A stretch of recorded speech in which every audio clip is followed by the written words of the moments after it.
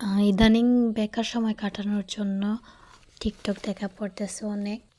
আর টিকটকে ঢুকলেই শুধু ইনডোর প্ল্যান্ট। তো আমিও ভাবলাম যে আমিও কিছু ইনডোর প্ল্যান্ট করি।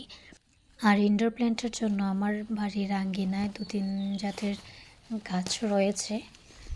আর মানি প্ল্যান্ট তো আমার বাড়ির পেছনে প্রচুর গাছ। তো আমি সকাল সকাল ছুরি নিয়ে চলে গেছি গাছগুলো আনতে। বেশ কয়েকটা গাছ আনি ওখান থেকে। এই গাছগুলো আমার বাড়ির পেছনে প্রচুর। তো এখন আমি আপাতত কয়েকটা চারা নিলাম, আপাতত 2 টবের জন্য। আমি পরে আরও নিব অনেকগুলা। এই গাছগুলার কি নাম এখন মনে আসতেছে না, কিন্তু গাছগুলো অনেক সুন্দর দেখতে, কচু পাতার মতো। তবে এই গাছগুলো খুবই বিষাক্ত। এগুলো নিয়ে আমি চলে যাচ্ছিলাম, তখন হঠাৎ করে উপরে চোখ পড়লো। তো ভাবলাম যে আমি একটু ক্লিপ নেই যে কীরকম টাইপের মানি প্ল্যান্ট আমার বাড়িতে আছে। এগুলার বয়স অনেক। আমি ছোটোবেলা থেকে এই গাছগুলো দেখে আসতেছি আমার বাড়ির পিছনে। আর এগুলোর যে লতাগুলো, এগুলো অনেক শক্ত হয়ে গেছে দড়ির মতো। আর পাতাগুলো অনেক বড় বড় হয়ে গেছে। এই মানি প্ল্যান্টগুলো খুবই দ্রুত বাড়ে। এগুলা যে কতবার কেটে ফেলা হয়েছে তার হিসাব নাই, তারপরও আবার আগের মতো হয়ে যায়। তো এখানে আমি আগে থেকে টবগুলা পরিষ্কার করে রেখেছিলাম।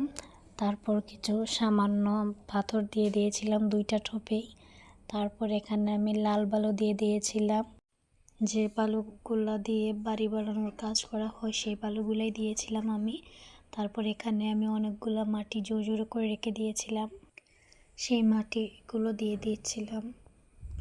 আর আমি কিছু জৈব সার এনে গুঁড়ো করে রেখে দিয়েছিলাম, আমি সেগুলো দিয়ে দিচ্ছিলাম। আর আমি কিছু জৈব সার এনে গুঁড়ো গুঁড়ো করে রেখে দিছি, আমি সেগুলোও দিয়ে দিতেছি। আমি বাইরের স্ট্যান্ডটা আনি নাই, মোবাইল হাতে নিয়ে ভিডিও করতেছিলাম। আর মোবাইল হাতে নিয়ে মাটিগুলো দেওয়া যাচ্ছিল না, তাই আমি অফলাইনে দিয়ে দিয়েছিলাম মাটিগুলা, জৈব সারগুলা। আমি টব ভর্তি করে মাটি দিয়েছি, তার কারণ হচ্ছে পরে যখন আমি এগুলাতে পানি দিব তখন মাটিগুলো নিচের দিকে বসে যাবে, মুখটা খালি হয়ে যাবে। এর জন্যই আমি বেশি করে দিয়ে দিয়েছিলাম। তারপর এগুলো আমার রুমে নিয়ে আমি পানি দিয়েছিলাম। এখন আমি সাধারণ পানি দিতেছি। তারপর আমি সপ্তাহে একবার করে চাল ধোয়া পানি দিয়ে দিব, তাহলেই গাছগুলো সুস্থভাবে বেড়ে উঠবে। আর এই নলেজগুলো আমি এতদিন ধরে যে ভিডিওগুলো স্টক করেছি দেখেছি তার থেকে নেওয়া। এই তো।